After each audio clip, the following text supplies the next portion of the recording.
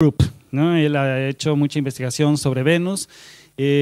Su campo de investigación está enfocado a hacer cartografía, ¿no? Cartografía principalmente sobre Venus, y ha estado vinculado a varios proyectos, todos relacionados con Venus, incluso con los proyectos futuros en la próxima década.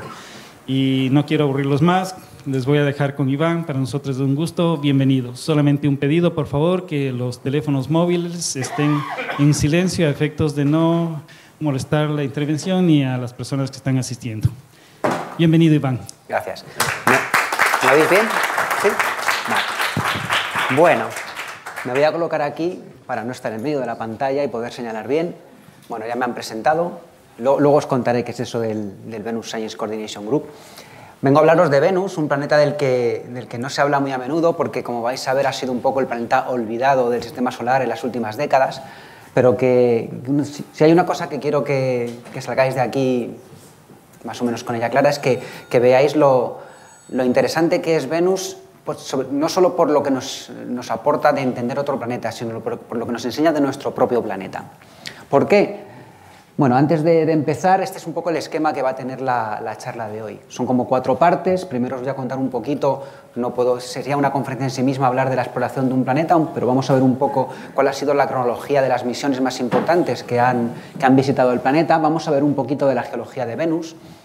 Vamos a ver cómo el estudio de Venus nos ayuda a entender la Tierra como planeta. Y por último vamos a hablar de las misiones futuras que van a revolucionar por completo lo que sabemos de este planeta. Como os digo, Venus y la Tierra son 2 planetas muy parecidos. Si analizamos sus características, por supuesto Venus está más cerca del Sol que la Tierra, pero si vemos su tamaño, su densidad, su gravedad, incluso su composición, como vamos a ver luego, son fundamentalmente los planetas más parecidos que hay en el sistema solar. De hecho, se les considera planetas hermanos. Se formaron al mismo tiempo, en la misma parte del sistema solar. Empezaron de una manera parecida, pero vamos a ver que siguieron caminos distintos. Y eso sobre todo se ve en sus características ambientales. Ahí es donde son 2 planetas completamente distintos. En Venus la temperatura media en superficie son 480 grados centígrados. Básicamente se funde el plomo en y la presión atmosférica son 90 bares. Es 90 veces la presión atmosférica que tenemos en la Tierra. Aunque empezaron igual, han seguido caminos distintos. Y también se ve en su atmósfera. La atmósfera de la Tierra pues es una atmósfera rica en oxígeno por la vida, mientras que en Venus tenemos una atmósfera muy rica en CO2, fundamentalmente porque su origen es volcánico. Como veis aquí, esta es un poco la cronología de la exploración de Venus desde que comenzó la era espacial con el Sputnik en el 57 hasta la actualidad. Como veis, hay una concentración de misiones en los primeros años y luego cada vez se van espaciando. Se perdió el interés por Venus, sobre todo porque al final no se pueden enviar misiones a todos los sitios y la gran estrella del sistema solar en estas últimas décadas ha sido Marte. Pero veis que hay muchas misiones, tanto americanas como soviéticas, en los primeros años. No voy a hablar de todas, pero sí que voy a contaros algunos hitos fundamentales, ya no solo de la exploración de Venus, sino del sistema solar en general. Por ejemplo, Mariner 2 en el año 62 fue la primera sonda que se envió a otro planeta. El primer planeta en el que se fijaron tanto la NASA como la antigua Unión Soviética para sus programas de exploración antes que Marte fue Venus. Era accesible, tenía cosas muy interesantes que ofrecer a priori y las primeras misiones fueron a estos planetas. Esta misión y los Mariners que vinieron después, sobre todo lo que nos enseñaron fue un planeta del que no podíamos ver la superficie. Es una superficie completamente cubierta por nubes y las cámaras no pueden ver lo que hay debajo. Entonces eso hizo que se perdiera un poquito de interés en el planeta. Los soviéticos hicieron un programa muy intenso de exploración de Venus con el objetivo de aterrizar y estudiar su superficie. De hecho, Venera 4 en el 67 fue la primera sonda que aterrizó en otro planeta. Aterrizó, aguantó unos minutos y se estropeó, porque a 460 grados y 90 bares, como podéis imaginar, es difícil que las cosas funcionen. Posteriormente las fueron mejorando. Esta no envió prácticamente ningún dato científico, pero consiguió aterrizar. Fueron las Venera 9 y la 10, ya en el año 76, las que aguantaron más, empezaron a tomar datos sobre la composición de la superficie y nos ofrecieron lo que fueron las primeras imágenes que se tomaron de otro planeta.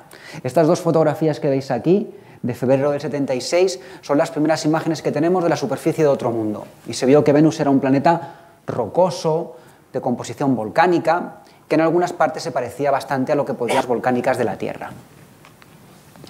Por su parte, la NASA hasta el 78 no tuvo una misión ambiciosa de verdad para estudiar sobre todo la atmósfera, que fue la Pioneer Venus, que sobre todo no llevaba para estudiar la superficie, pero sí una serie de sondas atmosféricas para estudiar en detalle la atmósfera. Y sobre todo, desde el punto de vista de la geología, lo que fue muy importante con esta misión es que llevaba un altímetro que obtuvo el primer mapa topográfico del planeta, que fue este que veis aquí. Y las primeras imágenes de esta topografía lo que nos revelaban era un planeta que tenía aparentemente unas zonas parecidas a los continentes de la Tierra, con zonas muy elevadas. Aquí los colores rojos indican alturas muy elevadas. Esto lo vamos a ver luego, es una cadena montañosa que tiene más de 10 kilómetros de alto. Zonas intermedias en altura y otras zonas bajas que serían el equivalente a los océanos de la Tierra. Desde el punto de vista de la topografía, esta imagen nos decía que Venus podía ser geológicamente muy, muy interesante. Los rusos siguieron con su estrategia de enviar de dos en dos las sondas para aterrizar en la superficie, y Venera 13 en el 82, que aterrizó en este punto de aquí, tomó una de las primeras imágenes en color, donde se ve una superficie de nuevo rocosa, y quiero que os empecéis a fijar en estas morfologías, en cómo tenemos estas rocas un poco como en capas, que se ven mucho mejor en la fotografía de su gemela, de Venera 14, que aterrizó muy cerca, y en el que se ven estas rocas de composición volcánica, porque este brazo llevaba un espectrómetro, analizaba la roca y se supo que eran rocas volcánicas, basaltos, como lo que podemos encontrar en las Islas Canarias o en el fondo de los océanos. Y estas estructuras que veis aquí como en capas, es lo que en inglés llaman plati, con forma de plato, nos empieza a dar información de cómo son los procesos geológicos que tenemos en la superficie de Venus. Para estudiar un planeta, al final nosotros solamente reconocemos y podemos entender y visualizar aquello de lo que tenemos una imagen previa, así que siempre vamos a buscar un análogo a lo que vemos en Venus, en Marte, en cualquier otro planeta, a algo que tenemos parecido en la Tierra. ¿Qué nos resulta familiar a esto que vemos en Venus? Pues, por ejemplo, estas coladas submarinas. Estas son una serie de coladas que fueron emitidas por un volcán que está aquí en el Pacífico, cerca de la costa de Estados Unidos, el volcán Axial, que está a 1400 metros de profundidad y que veis que también tiene estas coladas finitas, estas estructuras en forma de plato, que creemos que se producen por la presión. Recordad que en Venus tenemos 90 bares de presión, es como estar a 1000 metros de profundidad. Esto lo que nos dice es que el vulcanismo de Venus está muy influenciado por la presión, como está el vulcanismo submarino en la Tierra. Entonces buscamos análogos y el mejor análogo que tenemos para explicar el vulcanismo de Venus es el vulcanismo que tenemos en el fondo del mar. La misión más importante desde el punto de vista de la exploración y el conocimiento de la geología de Venus es la misión Magallanes, que se envió en el año 1990 y que fue la primera equipada con un instrumento capaz de poder atravesar esas nubes y cartografiar la superficie. Este instrumento, que es un radar, y que ahora después os voy a contar cómo funciona, consiguió cartografiar el 98% de la superficie del planeta a una resolución de unos 75 metros por píxel. Es decir, teníamos imágenes de prácticamente todo Venus y veíamos cosas de entre 75 y 100 metros. Por aquella época, si lo comparábamos, ni siquiera teníamos tanta cobertura de la Tierra. Hay muchas partes del fondo oceánico que están sin cartografiar. Tenemos desde el punto de vista espacial más información de la superficie de Venus que de la propia Tierra. Aquí luego ya ha habido un vacío de misiones y las últimas misiones que se han enviado a Venus son sobre todo misiones para estudiar su atmósfera. La misión europea Venus Express se envió en el año 2006 y vamos a ver que también nos ha ofrecido información importante, pero sobre todo fue para estudiar su atmósfera. Yo, como soy geólogo, la atmósfera me parece muy interesante, pero no os voy a hablar de la atmósfera. Y luego una sonda japonesa, Akatsuki, que se envió en el año 2006, que al principio falló, le fallaron los motores, pero que después consiguieron, con los pequeños motores secundarios, volver a ponerla en órbita y actualmente sigue en órbita del planeta estudiando las nubes y el sistema atmosférico superior de Venus. Esta es una fotografía tomada por esta sonda en la que se ve el sistema de nubes de Venus. Pero no se puede ver la superficie, que es lo que nos interesa a los geólogos. Vamos a ver con las imágenes tomadas por Magallanes qué es lo que se ve en la superficie de Venus. Vamos a ver qué sabemos de la geología del planeta. Antes de entrar en la geología, contaros un poco cómo obtenemos esas imágenes y cómo conseguimos observar estos cuerpos cubiertos por nubes. Usamos un tipo de sensores que se llaman radares de apertura sintética, SAR porque es el acrónimo en inglés. Lo que ocurre con estas sondas es que, al contrario que los satélites normales, que lo que hacen es que están en órbita del planeta, llega la luz del Sol, rebota y analiza lo que se devuelve en las diferentes partes del espectro electromagnético, estas sondas, estos radares llevan su propia energía. Emiten un pulso de microondas que está en una frecuencia, en una longitud de onda que es capaz de atravesar las nubes, llegan a la superficie, interaccionan con la superficie y vuelven al sensor. Y ese retorno depende de la composición, la textura y las estructuras que hay en la superficie. De tal manera que las fotos que os voy a enseñar de Venus no son fotografías como las de la Tierra, son imágenes de radar. Lo que vemos es básicamente la textura del terreno. Cuando la superficie es muy lisa, lo que ocurre es que rebota la señal del radar, llega poca energía al sensor y se ven superficies oscuras. Esto quiere decir que es muy liso. Cuando la superficie es más rugosa o tiene muchas fracturas, la energía es dispersada en muchas direcciones, llega más energía al sensor y se ven cosas más brillantes. Y cuando tenemos materiales con diferente rugosidad y diferente textura, se ven todos estos tonos de grises. De tal manera que lo que estamos viendo en Venus sobre todo son si hay estructuras, si hay fracturas, fallas, cosas rotas, cosas rugosas, bloques y las propiedades a nivel de textura y superficie y topografía de lo que es la superficie del planeta. Con eso conseguimos pasar de lo que es un Venus cubierto por nubes del que no vemos la superficie, a la imagen que tenemos de Venus con esta tecnología que nos ofrece un planeta extremadamente complejo desde el punto de vista geológico. Como podéis ver, hay estructuras por todos los sitios, hay estructuras lineales, aquí los colores están relacionados con la altura. Lo que veis en colores blancos y rojos son zonas muy altas, 6, 7, hasta 10 kilómetros, mientras las cosas que vemos en colores verdosos son zonas de altitud intermedia, 1 o 2 kilómetros de alto, y lo que vemos en colores azules y morados son zonas que estarían a lo que se podría asimilarse al nivel del mar o por debajo. Y una de las cosas que más llama la atención de Venus, y que os voy a enseñar en varias diapositivas, es que predominan las estructuras circulares. Allá donde miras ves grandes estructuras circulares. En la Tierra predominan las estructuras lineales, las cadenas de montañas, las fallas. En Venus predominan estructuras de tipo circular. Esto ya nos dice que su evolución geológica ha sido distinta.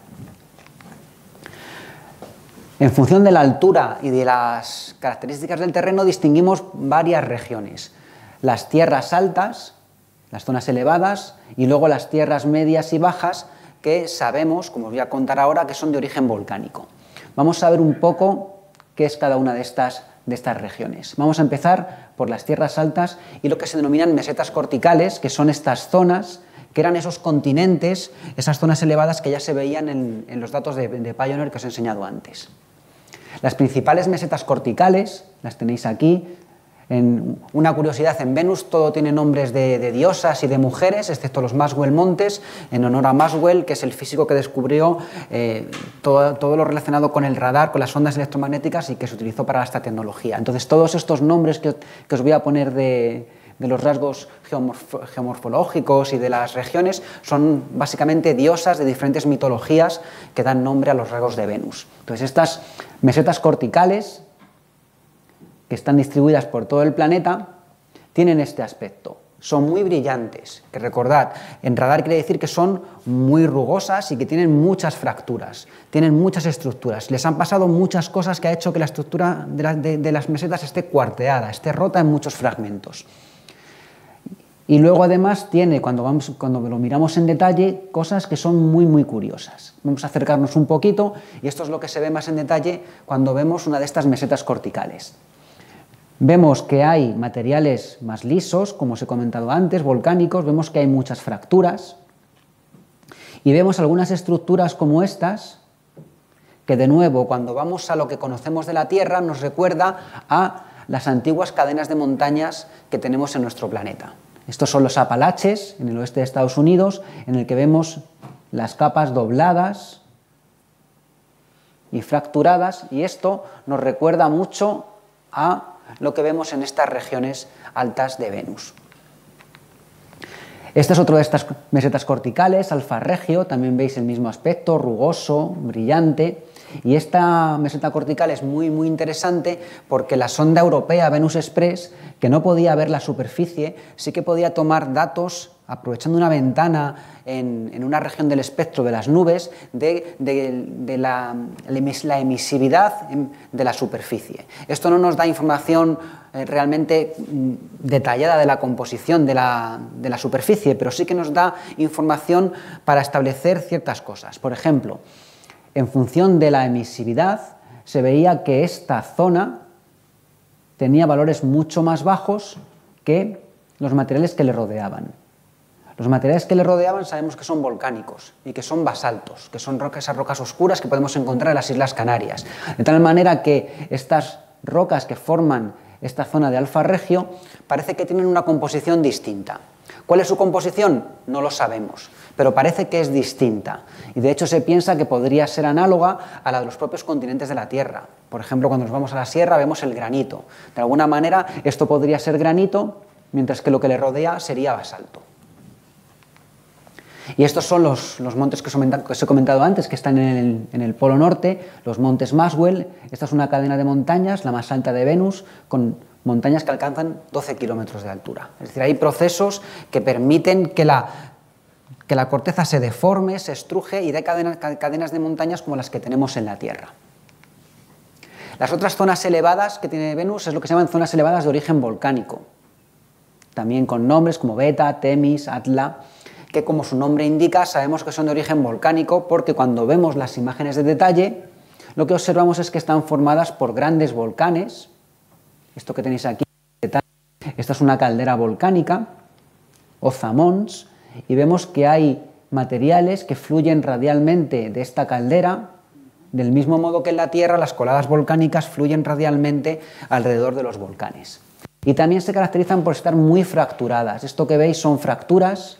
Vamos a ver un ejemplo mucho mejor ahora, de tal manera que estas zonas nos indican que son volcánicas y muy fracturadas. Esta es otra de estas regiones elevadas, Beta Regio, que también tiene su volcán grande, pero sobre todo se caracteriza por tener, fijaros, estas estructuras que nos indican que la corteza de Venus se está rompiendo. ¿Por qué? De nuevo, vamos a ver un análogo terrestre. ¿Dónde vemos algo parecido a esto en la Tierra? Lo vemos en el este de África, lo que conocemos como el rift africano. Rift es una palabra inglesa que quiere decir romper, apartar. Lo que está ocurriendo en el este de África es que hay una pluma, que os voy a contar que es una pluma mantélica que está empujando y rompiendo esta parte de África, que acabará separándose y formando una isla que se separará cada vez más de África, como en su momento Madagascar. Pues en Venus vemos también algunas de estos sistemas de fracturas que nos indica que la superficie se está rompiendo de una manera análoga a lo que está ocurriendo en el este de África. Esto nos indica, por analogía, que si en África tenemos uno de estos puntos calientes o plumas, pensamos que en Venus también hay muchas de estas plumas o puntos calientes, que se forman de esta manera. Lo que tenemos es una anomalía térmica en la interfaz entre el manto y el núcleo. Tenemos un material que se funde. Cuando un material se funde es menos denso y empieza a ascender, como ascienden los globos que son menos densos que el aire. Al ascender, esta es la escala de tiempo, en 20 millones de años vemos que ha subido 1000 kilómetros y el efecto ya, los modelos indican que se empieza a ver en la superficie, que estos 1000 metros que sube la pluma por aquí pueden producir elevaciones en superficie de 50 metros. Cuando en 40 millones de años ha subido 2000 kilómetros, las elevaciones en superficie ya pueden ser de hasta 500 metros. Esto lo estamos viendo que está ocurriendo en el este de África hoy en día. Y esta elevación ayuda a fracturar la superficie y a que haya vulcanismo. Cuando la pluma en 60 millones de años alcanza la superficie, tenemos la máxima elevación y, como todo esto es material fundido, sale en forma de grandes episodios de vulcanismo, como tenemos en el este de África, como tenemos en Islandia hoy en día, que también se está rompiendo y hay una pluma de... En general, cosas que vemos en la Tierra en muchos diferentes sitios. Posteriormente, luego la pluma pierde fuerza y el terreno vuelve a bajar. Pues creemos que plumas de estas hay un montón en Venus, porque vemos muchas zonas elevadas, fracturadas y con vulcanismo. De hecho, hay 3 de ellas, la Atla, Beta y Regio, que forman una especie de triángulo unido por sistemas de fracturas que cubre el 20% del planeta y que es un área donde, como vamos a ver luego, hay una acumulación muy grande de volcanes y de rasgos volcánicos. De hecho, se cree que es una zona donde hay una gran anomalía y que ahí está saliendo mucho material y por eso el vulcanismo es muy, muy intenso. El resto del planeta, el 80% del planeta restante, es lo que se conocen como llanuras volcánicas. Llanuras porque son muy lisas topográficamente y volcánicas porque sabemos que son de composición volcánica. Porque todas las sondas soviéticas que aterrizaron en estas llanuras, tomaron datos de composición y en todos los sitios eran rocas volcánicas. Los puntos azules son basaltos y esta roja es algo un poquito más ácido, pero que hay muchas dudas sobre la composición de esta muestra. Fijaros los problemas que tenemos cuando estamos hablando de Venus, que estamos hablando de la geología de un planeta teniendo muestras tan solo de 7 sitios. Es como intentar reconstruir la geología de la Tierra con 7 rocas de 7 puntos distintos. Estos son los problemas que nos encontramos para reconstruir la geología de los planetas. ¿Qué se ve en llanuras volcánicas? Pues se ve sobre todo volcanes. Cada uno de estos puntitos que veis es un volcán y estos son sus coladas. Y hay muchas fracturas. Vemos que son zonas donde hay campos de volcanes con coladas que son rotos por fracturas, fracturas que son cubiertas por coladas de una manera continua en toda la historia de la llanura volcánica. Hay cosas muchísimo más curiosas que esos volcanes. Hay canales, se llaman canales, que fijaros, su traza se parece mucho a lo que es un río en la Tierra, pero tenemos un problema. A 460 grados centígrados el agua no está en la superficie. Así que la única explicación que se nos ocurre para esto es que sea una lava, pero una lava muy fluida. Una lava que sea emitida a mucha temperatura y que, como la temperatura en superficie es de 460 grados, tarde mucho en enfriarse y pueda fluir por la superficie formando una especie de gran río de lava que erosione la superficie del planeta. El problema es que algunos de estos canales, como por ejemplo Baltis Vallis, tiene 6.800 kilómetros de largo. Entonces, esto es un problema, porque incluso si pensamos que la lava se emite a mucha temperatura y que es muy fluida, pensar en lava que puede fluir casi 7.000 kilómetros es algo que todavía no sabemos cómo explicar. No sabemos si son composiciones que no distintas a las de la Tierra, que se comporten de otra manera, si puede haber otros procesos que no podemos ahora mismo ni siquiera visualizar. Hay muchas de estas estructuras que no sabemos cómo explicar. Otra cosa interesante de las llanuras volcánicas, sobre todo en sus zonas intermedias, es que hay grandes sistemas de fracturas. Estos puntos calientes, estas zonas elevadas, están unidas por estos sistemas de fracturas que son muy curiosos. Fijaros, esta es Parga Chasmata, un sistema de fracturas que tiene más de 10.000 kilómetros de largo, que es este de aquí, y que aparte de las fracturas, si veis, está asociado a un montón de rasgos circulares. Hay rasgos circulares por toda la superficie de Venus. Estos rasgos circulares es lo que llamamos coronas.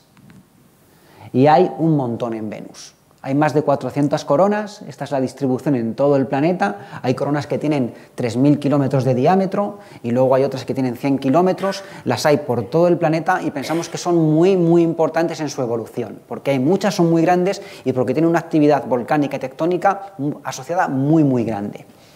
Estas coronas, ¿cómo pensamos que se forman? El mejor modelo que tenemos de momento para explicarlas, bueno, aquí tenemos, antes de pasar al modelo, aquí se ve una corona de cerca, se llaman coronas porque tienen un anillo de fracturas, y luego tenemos volcanes asociados y coladas asociadas. ¿Cómo pensamos que se forman las coronas? Como os digo, el modelo que tenemos es el siguiente. Pensamos que las coronas se forman por diapiros, por una especie de burbujas de magma que suben del manto, y cuando llegan cerca de la superficie lo que hacen es que de nuevo levantan la superficie, la fracturan. Por esas fracturas sale el magma formando las coladas volcánicas. Cuando llega cerca de la superficie se empieza a expandir lateralmente y al empujar lateralmente genera los anillos de fracturas que forman la corona. Y luego ya posteriormente, cuando pierde ímpetu porque se enfría, pues colapsa y lo que nos queda es un anillo de fracturas y todo el vulcanismo asociado. Este es el mejor modelo que tenemos para explicar estas coronas que, como habéis visto, están por todo el planeta y creemos que son muy importantes. Además, un estudio muy reciente, del año 2020, ha estudiado la geofísica asociada a estas coronas y plantea que muchas de ellas son activas.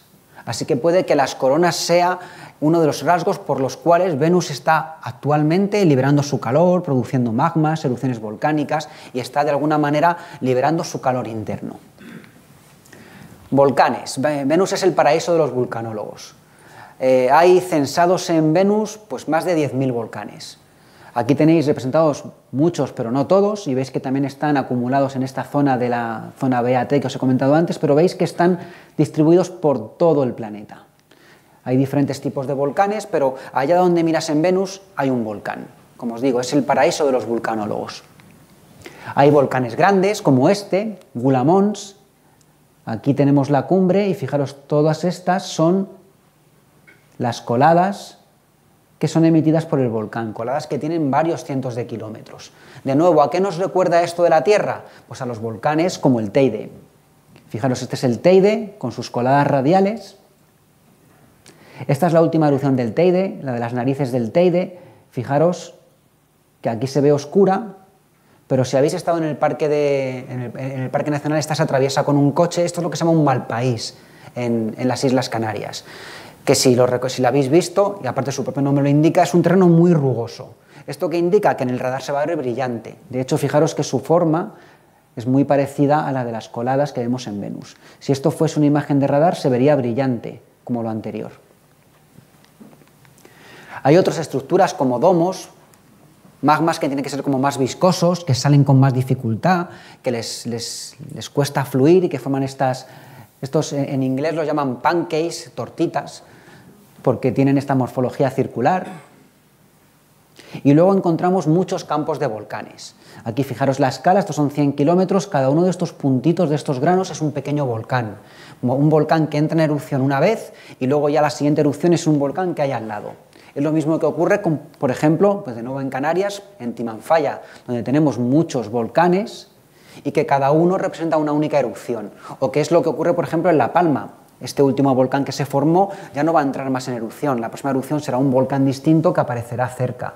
Es lo que se llaman erupciones monogenéticas y forman campos de conos, campos de volcanes. Pues tenemos montones de campos de volcanes en Venus.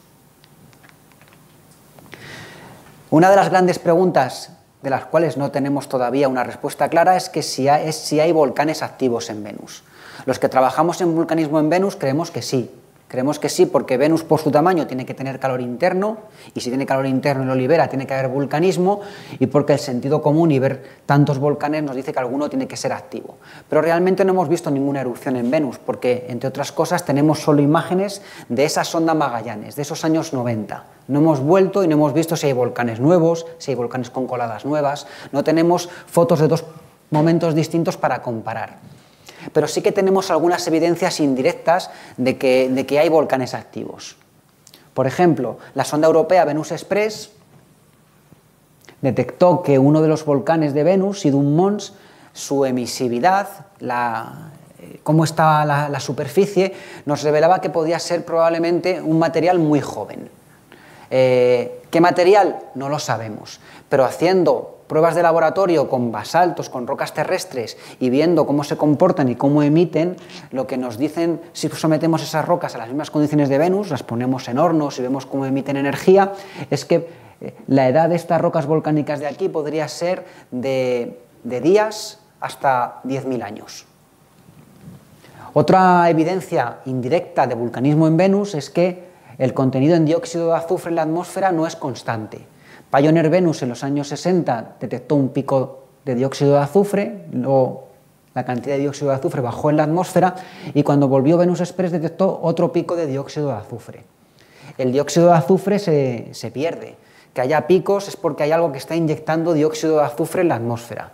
Y el dióxido de azufre es uno de los principales gases emitidos por los volcanes, por lo que pensamos que estos picos de dióxido de azufre pueden indicar que hay erupciones activas en Venus. Y por último, viendo el calor en la superficie, hay zonas que, por ejemplo, esta zona de aquí, entre la imagen que tomó la sonda el 22 de junio y el 24 de junio, detectó una zona que estaba ligeramente más caliente. Y se interpretó como que podía ser que en ese momento ahí pudiese estar habiendo una erupción volcánica. Pero estas son todas las evidencias que tenemos de si hay vulcanismo en Venus. La más reciente y la más clara se descubrió el año pasado, en el año 23, cuando revisitando, volviendo a ver los datos de Magallanes y reprocesándolos con ordenadores que no se tenían hace 30 años, se vio que en esta zona, en una imagen que se tomó con 8 meses de diferencia, este cráter que veis aquí se ve que cambia de forma. y hay un material aquí un poquito más brillante que aquí no estaba. Eso se interpreta como que entre esas dos imágenes que tienen 6-8 meses de diferencia, pudo haber una erupción volcánica en este volcán, Mad Mons, que es un volcán que tiene unos 10 kilómetros de altura y que está en la zona de Atlas Regio.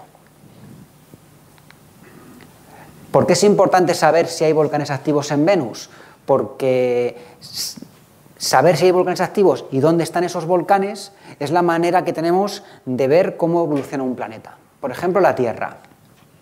No sé cuánto sabéis de geología, pero bueno, no sé si os suena tectónica de placas. En la Tierra tenemos un sistema que es la tectónica de placas, que es la que nos explica cómo funciona el planeta. Estos puntitos rojos son los volcanes que tenemos en la Tierra activos. Y en la Tierra vemos que los volcanes están normalmente distribuidos por unas zonas que son esos bordes de placa. El cinturón de fuego del Pacífico, asociado con la subducción, los volcanes asociados con el Rif africano, los volcanes asociados con los puntos calientes como Hawái o las Islas Canarias. Donde hay volcanes activos es donde tenemos bordes de placa o plumas. De tal manera que saber cuáles de los volcanes de Venus podrían ser activos es fundamental para saber cómo funciona Venus. Así que uno de los objetivos de las próximas misiones es realmente hacer un inventario de posibles volcanes activos en Venus, para saber si la manera en la que Venus funciona es parecida a la tectónica de placas de la Tierra o es completamente distinta como creemos que es. Por último, sabéis que hay otro proceso fundamental para explicar la evolución de un planeta, que son los impactos meteoríticos. Esta es la distribución de los cráteres de impacto en Venus. Vemos que también es bastante homogénea por la superficie. Estas son imágenes de 2 cráteres de impacto en Venus. Hay unos 1000, no hay muchísimos comparados con otros cuerpos planetarios. Entre otras cosas porque con la atmósfera que tiene Venus tan densa, los cuerpos que tienen tamaño, no hay cráteres de menos de 1 kilómetro, porque los cuerpos, hay muchas estrellas fugaces, se quema, hay una atmósfera tan densa que muchos de los cuerpos se destruyen y no llegan a impactar en la superficie. Pero saber la distribución de los cráteres es muy importante, de hecho es lo primero que hacemos cuando estudiamos un planeta. Por ejemplo, en Marte, del que os van a hablar, como me han dicho dentro de poco, vemos que la mayor parte de los cráteres están en la parte sur del planeta, que hay muchos cráteres en la parte sur y pocos en la parte norte. Esto quiere decir que la parte sur es mucho más vieja que la parte norte, porque han estado cayendo cráteres, no se han borrado y por tanto los acumula con el tiempo. Entonces, cuanto más cráteres de impacto tiene una superficie de un planeta, decimos que es más antigua.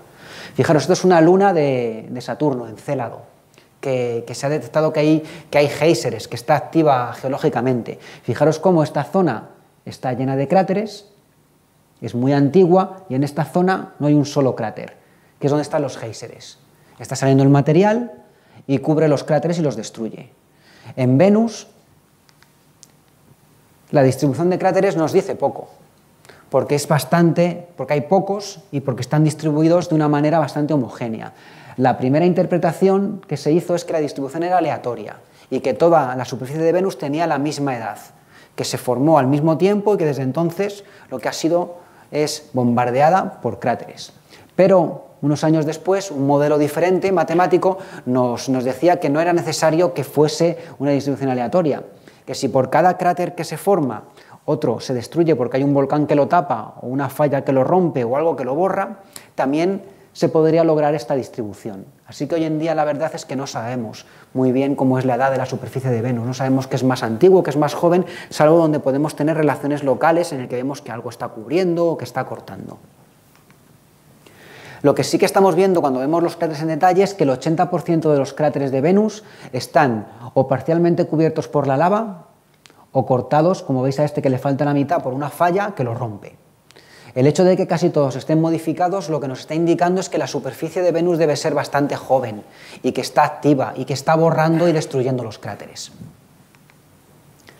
Entonces, ¿qué hacemos para estudiar la evolución de un planeta? Los geólogos hacemos como hacemos en la Tierra, hacemos mapas. Hacemos mapas geológicos, que es a lo que yo me he dedicado gran parte de mi vida profesional, a hacer mapas geológicos de Venus, y para hacer estos mapas, cuando queremos estudiar cómo evoluciona el planeta, lo que buscamos es un área lo suficientemente grande como para que sea significativa desde el punto de vista de que tenemos diferentes tipos de terrenos, pero que al mismo tiempo la cartografía, el mapa, nos permite estudiar estructuras individuales para poder entender qué está ocurriendo. Entonces, durante 5 años estuve participando en un proyecto de cartografía financiado por la NASA, en el que hicimos el mapa geológico de esta zona, que si veis la parte equivalente en la Tierra nos permitiría pues, cartografiar península ibérica, oeste de África, toda la cuenca del Atlántico, Sudamérica, Centroamérica, Norteamérica. Es decir, es un mapa que nos permitiría tener información de una zona lo suficientemente grande como para empezar a entender un poco qué es lo que ocurre en la superficie. Pues estos 5 años de trabajo dieron como consecuencia la formación de la creación de estos mapas geológicos, que no os puedo hablar de ellos en detalle porque sería un par de horas de charlas sobre mapa geológico, pero que sí os voy a contar algunas de las conclusiones que obtuvimos de estudiar esta parte del planeta, que representa un 25% del planeta. Lo primero que averiguamos es que había unas zonas que eran más antiguas. Más antiguas, no sabemos cuánto de antiguas, no podemos ver la edad, pero que son más antiguas, que son estos mesetas corticales, y que no todas las mesetas corticales tienen la misma edad. Vimos que había algunas que estaban más deformadas que otras, unas que cortaban a otras, que había mesetas corticales de diferente edad. Y esto es importante, y esto refleja lo que llamamos la era antigua o el Venus antiguo.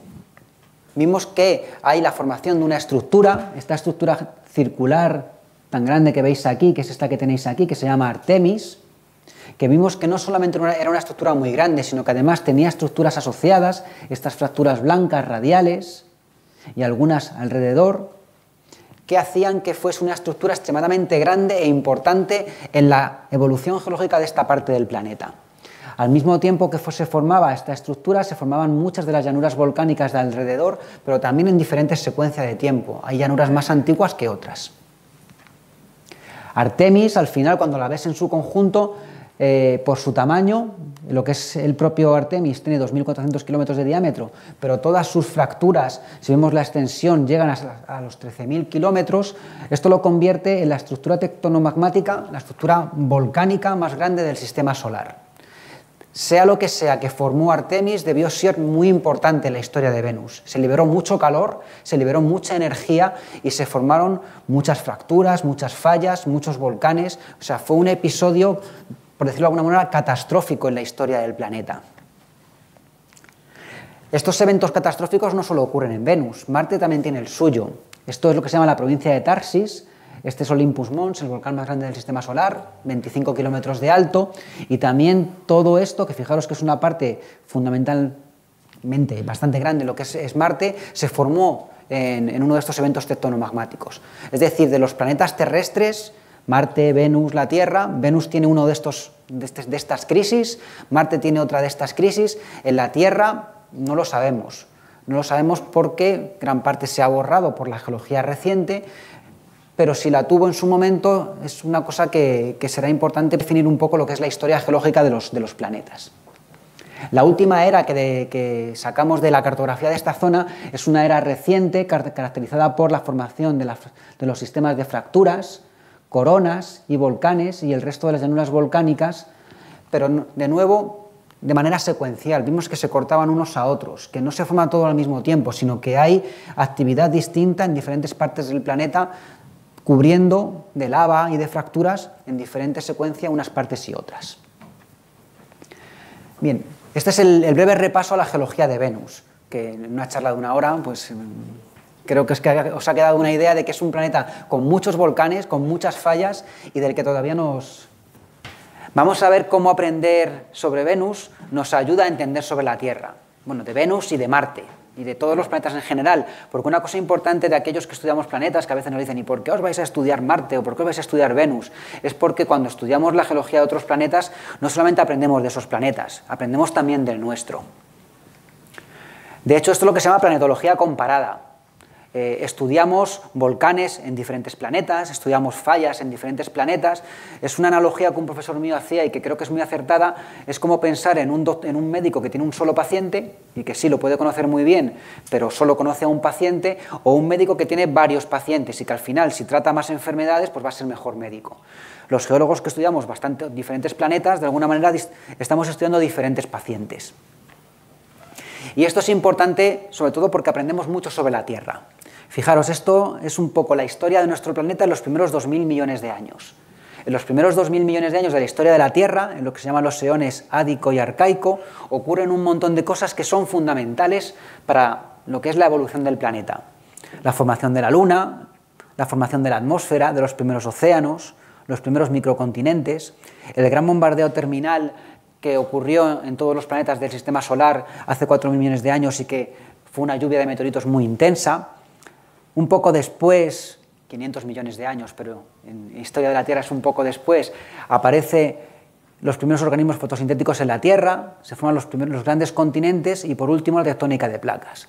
Fijaros, todo lo que ocurre en 2.000 millones de años, cosas fundamentales. Sin embargo, cuando estudiamos esto en la Tierra, tenemos un problema. Tan solo un 2% de las rocas de la Tierra tienen esta edad. Esto que tenemos en negro, que son rocas en las zonas más antiguas y que son rocas que están muy deformadas, metamorfizadas, muy alteradas y de las que sacar información es muy, muy difícil. Pero, sin embargo, en otros planetas sí que tenemos evidencias de la historia más profunda de los planetas. Por ejemplo, en Marte ocurre lo contrario. En Marte, todo esto que veis en marrón, marrón claro, morado o gris, son terrenos que tienen más de 3.500 millones de años. Por eso, los rovers que se envían, y de los que os hablarán cuando vengan a hablaros de Marte, se envían siempre a estas zonas, porque lo que nos interesa es estudiar el Marte antiguo, el Marte que nos da información de cómo era la Tierra al principio y del que aquí no tenemos rocas para estudiar. Y con Venus nos pasa lo mismo. Lo único que no tenemos tanta información como Marte porque hemos mandado menos misiones. ¿Qué es lo que creemos que pudo ser la vida de Venus en sus primeros 2.000 millones de años? Pues todo esto son modelos y elucubraciones. De esto sabemos muy poco, sabremos más la próxima década. Pero lo que creemos y lo que se empieza a saber es que los modelos indican que al principio de su vida, Venus, teóricamente, hay que demostrarlo, pudo haber tenido océanos y pudo haber sido habitable. De hecho, este artículo publicado en el año 2016 lo que plantea es que Venus pudo haber sido el primer planeta habitable del sistema solar, antes que la Tierra, porque al principio el Sol brillaba menos y la Tierra estaba más lejos, le llegaba menos energía. O sea, Venus pudo ser habitable antes que la Tierra, solo que la Tierra siguió siendo habitable y Venus dejó de ser habitable. Lo importante es saber si tuvo océanos, cuánto duraron. Ahora mismo tenemos como dos modelos, un modelo más catastrófico y un modelo más gradual. El catastrófico lo que nos dice es que el efecto invernadero empezó a aumentar muy rápido y en tan solo 600 millones de años se evaporaron todos los océanos de Venus. Si los tuvo, se perdieron muy rápido. Sin embargo, hay otro modelo que toma otros parámetros y hace algunas modificaciones y que dice que estos océanos pudieron durar aproximadamente unos 2.000 millones de años. Si esto es así, quiere decir que durante todo ese periodo inicial de la Tierra del que os he hablado, en Venus pudo haber océanos, pudo haber continentes y pudo haber sido un planeta habitable como la Tierra. Las evidencias de esto están todavía en la atmósfera. Los fósiles químicos que nos pueden ayudar a saber cómo pasó esto están en forma de gases nobles, de isótopos de gases como del hidrógeno, que están en la atmósfera y que, como vamos a ver ahora, es uno de los objetivos de las próximas misiones que se van a enviar, medir con precisión todos estos gases para saber si Venus tuvo océanos y cómo se perdieron los océanos de Venus. Por otra parte, si queremos estudiar la geología antigua de Venus, como os he comentado antes, lo que creemos es que esas zonas de mesetas corticales, esa era antigua que os he comentado, es donde tenemos los terrenos más antiguos. Aquí tenéis uno de los cratones de estas zonas antiguas de la Tierra, esto es Pilbara en Australia, rocas que tienen unos 3.000, 3.500 millones de años, y esto es la meseta que he comentado antes. Fijaros que tienen características comunes. Ambos son los materiales más antiguos del planeta. Ambos se forman en un régimen tectónico único. Cuando se formó el cratón de Pilbara, la tectónica era distinta a como es ahora.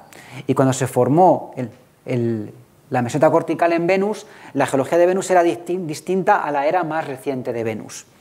La composición de estas zonas de la Tierra es especial, son unos tipos de granitos y unos tipos de rocas que luego no se han vuelto a formar. En Venus no tenemos ni idea, no sabemos cuál es su composición. El origen es controvertido en ambos casos, porque cuanto más atrás nos vamos en el tiempo y más importante es algo, más controvertido va a ser siempre su estudio. Y mientras que los de la Tierra están, como os he comentado antes, muy alterados, metamorfizados, deformados, los de Venus podrían estar intactos, podrían haberse quedado congelados en el tiempo, y si los estudiamos ahora puede que estemos estudiando los continentes de la Tierra hace 3.500 millones de años.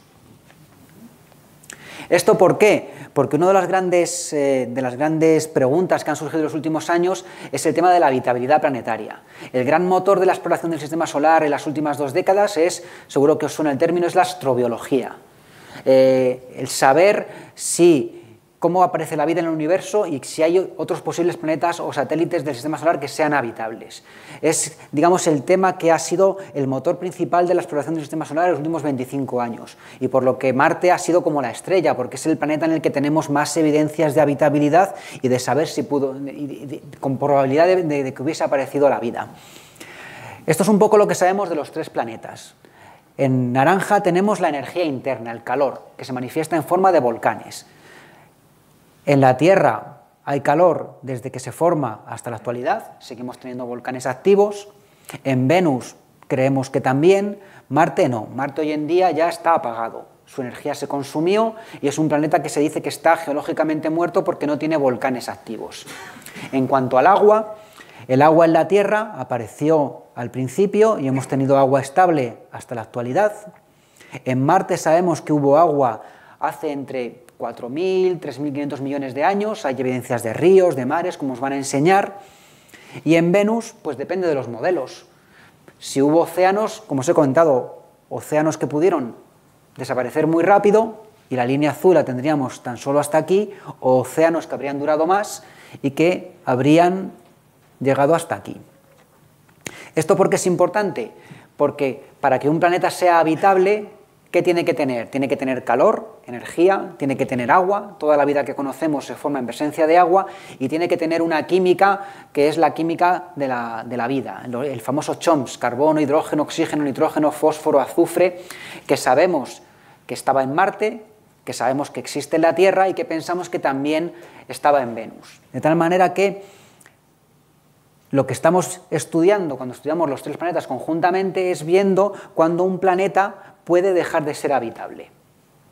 A priori los 3 planetas pudieron ser habitables en algún momento, pero hoy en día el único planeta habitable es la Tierra. ¿Por qué? ¿Qué ocurre durante la evolución para que un planeta deje de ser habitable? Esa es una de las grandes preguntas que nos hacemos hoy en día y para la que tenemos que estudiar pues, todos los planetas que podamos. El otro gran motor para el nuevo interés que tenemos en Venus es que, como también seguro que sabéis porque tenemos noticias habitualmente, es que se están descubriendo un montón de planetas en torno a otras estrellas, en otros sistemas, en otras partes de la galaxia.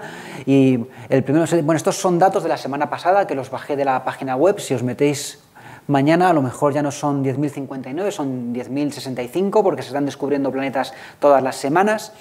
Hay en estudio unos 10.059, confirmados 5.569, y de tipo terrestre, lo que sería un Marte, un Venus o una Tierra, pues unos 200. En la zona de habitabilidad, unos 15. ¿Qué ocurre? Cuando se descubre uno de estos planetas terrestres, siempre el titular es una nueva Tierra descubierta en torno a otra estrella. Una exotierra se ha descubierto en torno a la estrella X. Pero la verdad es que con la información que tenemos de ese planeta podría ser una exotierra o podría ser un exovenus. Con la información que tenemos no sabemos si es más parecido a la Tierra de hoy en día y es habitable o es más parecido al Venus de hoy en día que no es habitable. A día de hoy no sabemos si la Tierra es la norma o la excepción. Si lo normal es que un planeta terrestre desarrolle una habitabilidad como la de la Tierra, o la excepción y que seamos únicos en el universo, o que lo normal es que sean planetas como Venus. Para estudiar planetas extrasolares todavía queda mucho tiempo. Lo máximo que se va a conseguir es con los nuevos telescopios, a lo mejor ver un pequeño píxel, un puntito, pero es para estudiar otro planeta y para realmente tener un planeta con el que comparar todo esto, tenemos que estudiar Venus. Esto y el tema de la habitabilidad es lo que ha hecho que en los últimos años vuelva otra vez el interés por Venus y que desde los años 90, que no se ha vuelto a estudiar, empiecen a plantearse misiones, que es lo que vamos a ver en esta última parte de la charla. De momento hay confirmadas 3 misiones. La misión Da Vinci, que se va a lanzar en el año 2029, lo que va a hacer va a ser lanzar una sonda que va a descender por la atmósfera en una caída de unos 63 minutos con unos espectrómetros muy precisos para medir la composición química de la atmósfera, buscar esos fósiles químicos que nos digan si Venus tuvo océanos y cómo se perdieron. Es una misión orientada a saber si Venus tuvo océanos. Además está equipada con unas cámaras, va a descender sobre Alfa Regio y va a intentar tomar fotografías de verdad, no de radar, de lo que es esta meseta cortical. La segunda de la misión de la NASA es la misión Veritas, todo esto son acrónimos, que se estima su lanzamiento entre el año 2029 y 2031 y que lo que va a hacer va a ser obtener topografía de alta resolución de todo el planeta. La topografía que tenemos de Venus no es muy buena y es muy importante para saber cómo ha evolucionado el planeta. Va a obtener imágenes de 30 metros de todo el planeta. Vamos a mejorar de ver cosas de 100 metros a ver cosas de 30 y hasta de 15 metros en un 20% del planeta, donde se van a hacer estudios de más detalle. Y muy importante, va a poder calcular la composición aproximada de la superficie. Vamos a poder saber si algo es basalto o algo es granito, que actualmente, sabéis, como he visto antes, tan solo tenemos unas pocas muestras de toda la superficie. Y por último, pero no menos importante, la nuestra, la europea, la misión Envision, que se aprobó definitivamente el jueves pasado. El jueves pasado se le dio la luz verde para cerrar su diseño y empezar su construcción y enviarla en el año 2031.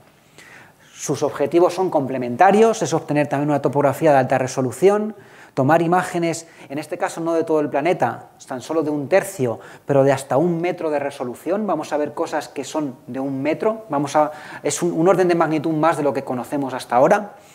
Vamos a poder tener mapas de composición de nuevo de toda la superficie para compararlos con la de la otra sonda y tener en paralelo 2 estudios de la composición de la superficie, y tiene un radar que no estudia solamente la superficie, sino que va a penetrar por debajo de la superficie para ver qué hay por debajo, además de estudiar en detalle su atmósfera. Es una misión muy, muy compleja. En esto que ponía al principio de la charla, que soy miembro del ESA-NASA Venus Science Coordination Group, esto lo que es un grupo que se ha formado para que estas 3 misiones, 2 de la NASA y la de la ESA, de alguna manera funcionen de manera conjunta, que se coordinen en sus observaciones y en su ciencia. Para eso lo que se ha hecho ha sido elegir a 6 miembros de Estados Unidos y 6 de Europa. Yo soy uno de Europa, para que nos reunamos y asesoremos de alguna manera a las agencias para que coordinen y estructuren las observaciones de todas estas misiones para que el retorno científico sea lo máximo posible. Hay otra misión en estudio y prácticamente desarrollo, que es una misión que va a ser la primera misión privada a otro planeta. Se han juntado una de estas nuevas empresas de cohetes, Rocket Labs, con el MIT, para una misión que se llama la Venus Life Finder. Un nombre, como veis, muy ambicioso: buscar la vida en Venus. ¿De dónde viene esta misión? Esta misión viene porque hace unos años saltó a los titulares que se había detectado un gas en la atmósfera de Venus, el fosfano. Es un gas que en la Tierra solo se forma por origen biológico y se detectó en la atmósfera de Venus. Automáticamente la idea es: ¿puede haber vida en las nubes de Venus? No en la superficie, a 400 grados no, pero en las nubes, donde la temperatura a 100 kilómetros de altura es como la que tenemos hoy en día aquí, y donde hay agua, podría haber vida. El problema es que no se ha podido reproducir la observación de este fosfano. Intentos posteriores no lo han vuelto a detectar, así que ahora mismo está muy en duda que realmente este gas exista. Lo que va a hacer esta sonda es una sonda muy pequeñita, con un único instrumento, un microinstrumento, no pesa nada, para poderse enviar en un cohete muy pequeñito y ver si detecta alguno de estos gases en un único intento. Y es una nueva filosofía de hacer misiones muy baratas, con pocos instrumentos, para medir solo una cosa. Y esta se prevé que su lanzamiento sea en el año 2025. Estas son las confirmadas, pero luego además la Academia China de las Ciencias está estudiando su propia misión de cartografía de Venus. Los rusos están diseñando una nueva generación de veneras con instrumentación adaptada para volver a aterrizar en la superficie y volver a tomar imágenes y datos químicos de la superficie. La Agencia Espacial India, que últimamente ha tenido éxitos muy importantes, está desarrollando también una misión para Venus, la Suhrayam-1, y la NASA tiene una futura misión muy ambiciosa que pretende poner un orbitador, sondas en la superficie y globos volando por toda la superficie del planeta, estudiando toda la superficie. Pero estas son solo misiones que están en fase de estudio. Entonces, como podéis ver, lo que os he contado de Venus es que sabemos bastantes cosas, pero nos falta mucha información, y con estas misiones que se están planteando y que se van a lanzar, la próxima década se va a revolucionar por completo nuestro estudio de Venus. Probablemente todo lo que sabemos hasta ahora vamos a tener que repensarlo, en mi tesis doctoral tendré que reescribirla y me daré cuenta de lo equivocado que estoy, porque vamos a pasar a tener nuevos datos de mucha más resolución y de todo el planeta. Va a ser la década de Venus. La próxima década, con todos estos instrumentos, probablemente nos van a ofrecer la imagen de un planeta que vamos a poder saber si fue habitable, no fue habitable, cómo se perdió esa habitabilidad, y nos va a ayudar a entender, sobre todo, cómo es la historia de nuestro propio planeta. Saber, como os he comentado antes, si la Tierra es la norma o la Tierra es la excepción. Si el hecho de que seamos un planeta habitable es lo normal o es una casualidad. Para eso tenemos que estudiar otros planetas, y para eso Venus, y ahí es mi alegato, mi planeta favorito, Venus es el mejor planeta que tenemos hoy en día para saber cómo de especial es la Tierra. Gracias.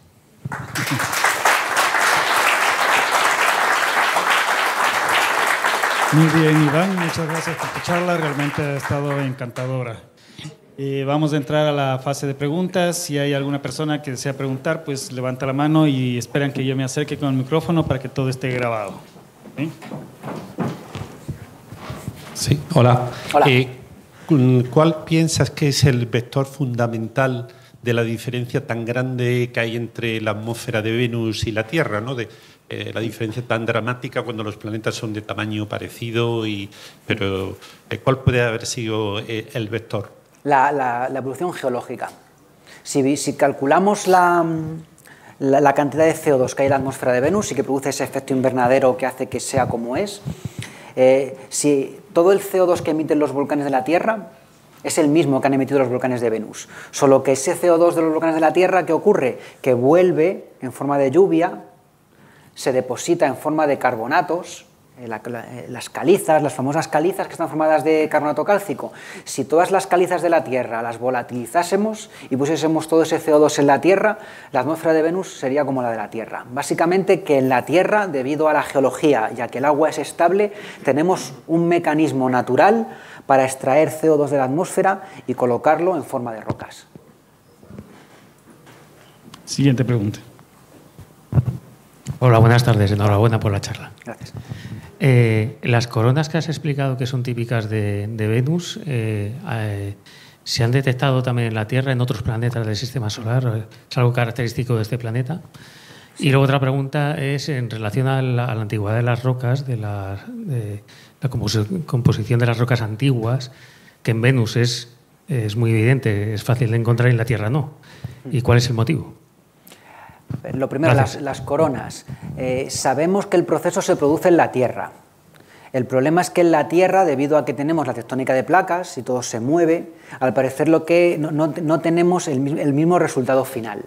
Si analizamos algunas de las estructuras que hay en África, algunas de las estructuras del Rif, algunas estructuras que tenemos por Libia, por Chad, vemos cosas parecidas. El problema es que en Venus al parecer nada se mueve, entonces uno de estos diapiros llega, se instala y tiene 100 millones de años para formar su corona. En la Tierra, si llega un diapiro, la corteza se está moviendo por encima, no le da tiempo a formar la corona. O sea, pensamos que el proceso se puede producir, pero que el resultado es distinto. No hemos encontrado nada similar a lo de la corona.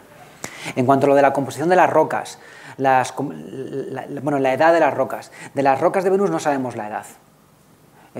Creemos que son jóvenes, pero no lo sabemos. No sé si te referías a eso exactamente o...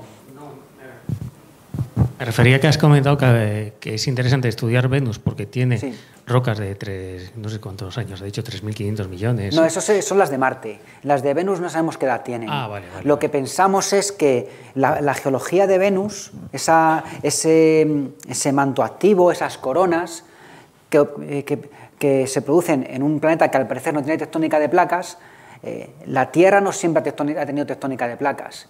Entonces, puede que al principio de su historia la Tierra pudiese ser como Venus ahora, con coronas, y que se haya quedado, en el caso de Venus, como congelado en el tiempo, y en el caso de la Tierra, pues que haya evolucionado. Que quizás la imagen que tenemos de Venus puede ser como la de la Tierra de hace 3.500 millones de años. Pero estos son modelos. Hasta que no tengamos una manera de saber si realmente la superficie de Venus tiene 100 millones de años, 500 o 1.500, todos son modelos y son especulaciones. Bueno.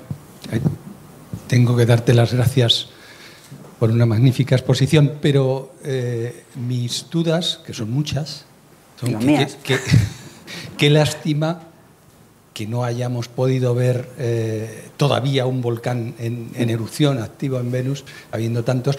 Y sí que hayamos visto en una luna de Júpiter fue en el 79, creo, el Voyager 1, que vio en Io un volcán en erupción en ese momento. Qué curioso. Pero bueno, la duda que tengo sobre todo es cómo tres planetas que se formaron a partir de el mismo polvo, los mismos restos de aquella gran nube, han evolucionado de una manera tan distinta. La Tierra tiene una actividad y sabemos por qué, y tiene magnetismo. ¿Por qué no tiene magnetismo y por qué tiene esa actividad Venus? ¿De dónde saca el calor? ¿Del efecto marea o de dónde? En el caso de... A ver, el calor de un planeta de tipo terrestre, viene determinado por dos factores. El primero es su tamaño, porque el calor que acumula en el interior se acumula durante el proceso de acreción, cuando se está formando al principio. Entonces, cuanto más grande es un planeta, más choques lo forman, entonces más calor acumula. De tal manera que pensamos que como Venus y la Tierra tienen un tamaño similar, pues tienen una cantidad de energía a priori similar. Mientras que Marte, como es la mitad, pues tiene la mitad de ese calor de acreción. La segunda fuente de calor es la descomposición de los elementos radioactivos. Y en eso lo que creemos es que, como la información que tenemos de las rocas es que son rocas parecidas, que también tienen la misma cantidad de elementos radiogénicos iniciales. Es decir, que si partimos de que la cantidad de elementos radiogénicos depende también del tamaño, porque tendrás más si el planeta es más grande, tenemos dos planetas, Venus y la Tierra, con un presupuesto de calor inicial similar, y Marte pues como la mitad. Y luego lo importante es cómo se libera ese calor.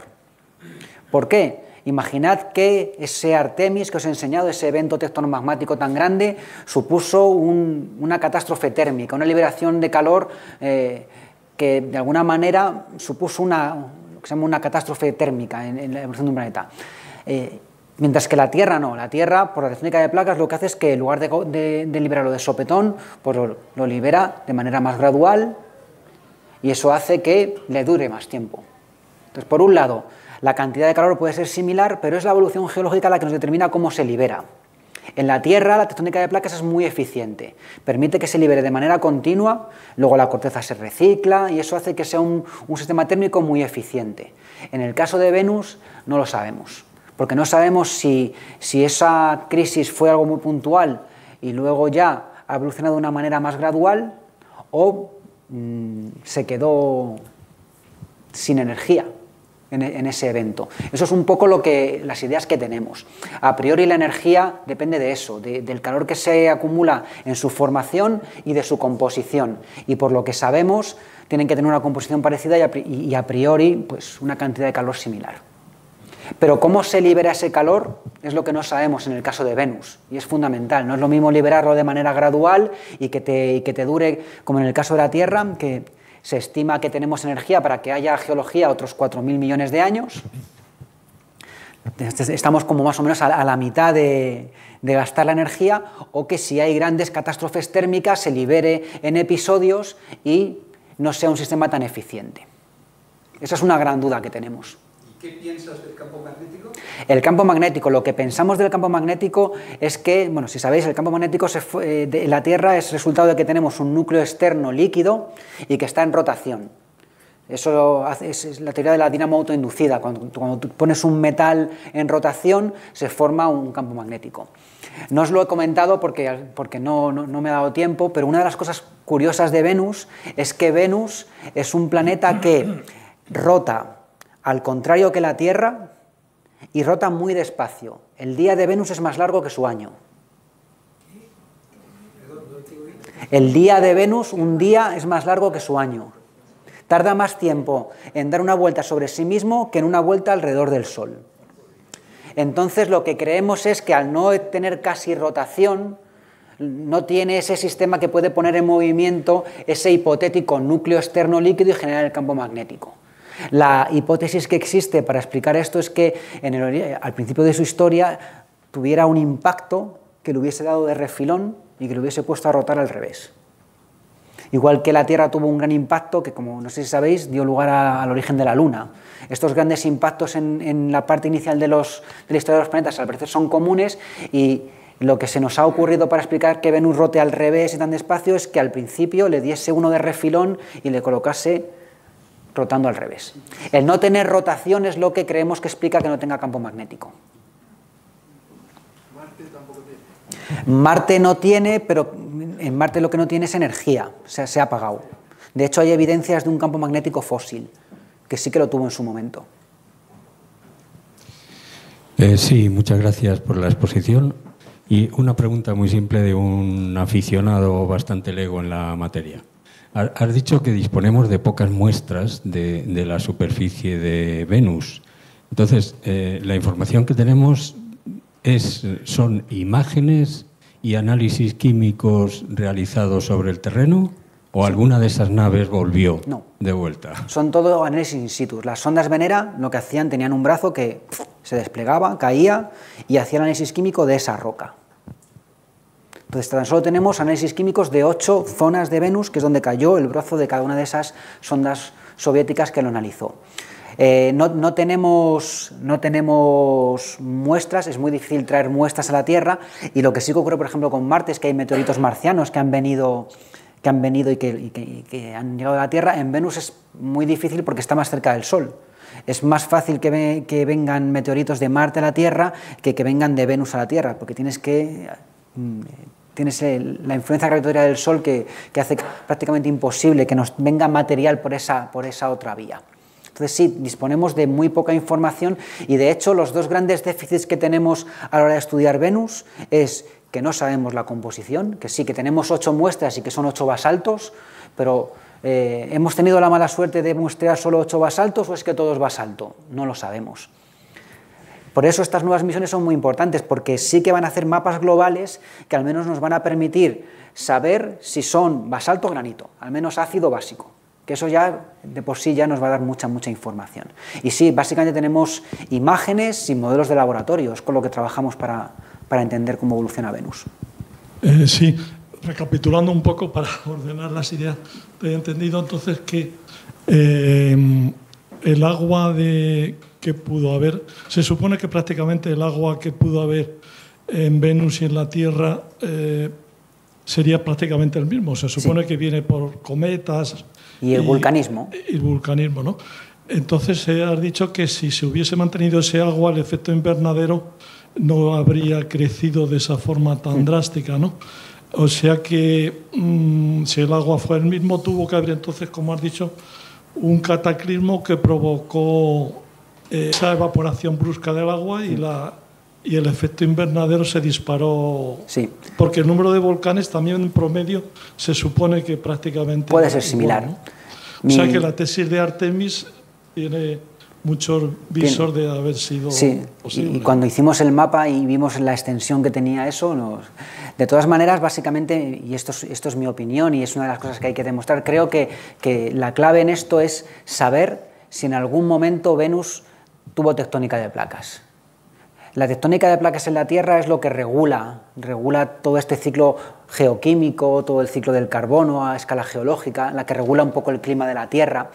La idea fundamental es saber si Venus tuvo en algún momento tectónica de placas, porque a lo mejor esa es la diferencia, que cuando un planeta desarrolla tectónica de placas se estabiliza su clima y tenemos una Tierra, y si no tiene tectónica de placas, entonces tenemos un sistema que, como no puede reciclar el CO2, se empieza a acumular en la atmósfera, se dispara el sistema invernadero, el efecto invernadero, y en el momento en que alcanza el punto crítico de superar los 100 grados la temperatura de la atmósfera, ya se evaporan los océanos, y ese vapor de agua también es un gas de invernadero, y ya es lo que se llama el efecto invernadero descontrolado. Una vez superas los 100 grados de temperatura, ya no lo puedes parar.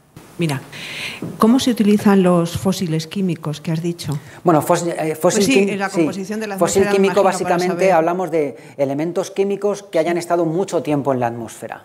Entonces, hay ciertos gases que son inertes, que no reaccionan, no se descomponen, como por ejemplo los gases nobles, que sus proporciones nos pueden hablar de cómo ha sido la evolución de una atmósfera en el tiempo. Entonces, eso es lo que entendemos por fósiles químicos. Elementos químicos, fundamentalmente gases nobles e isótopos del hidrógeno, como el deuterio, que nos digan sus proporciones, cuánta agua hubo en su momento en Venus. Ese es el concepto de ese fósil químico, es decir, un elemento químico que se haya mantenido en la atmósfera desde su formación hasta ahora y que no sea un gas que se pierda al espacio, que se descomponga en otro o que de alguna manera su composición inicial sea distinta de la actual.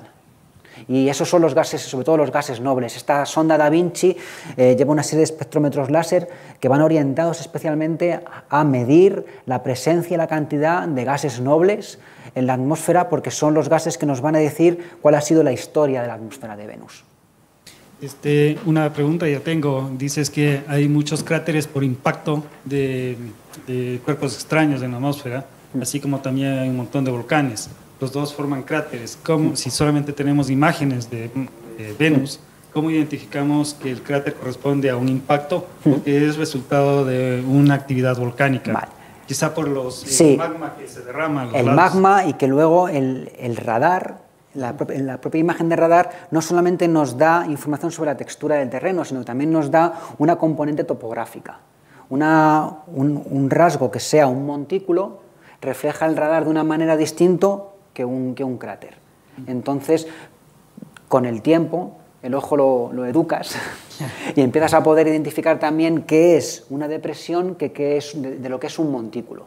Cuando tienes un montículo y tienes una colada asociada, volcán.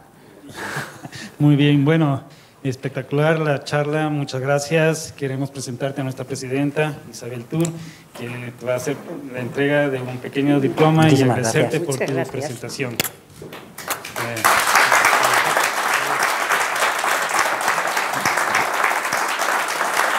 Más fotografiados.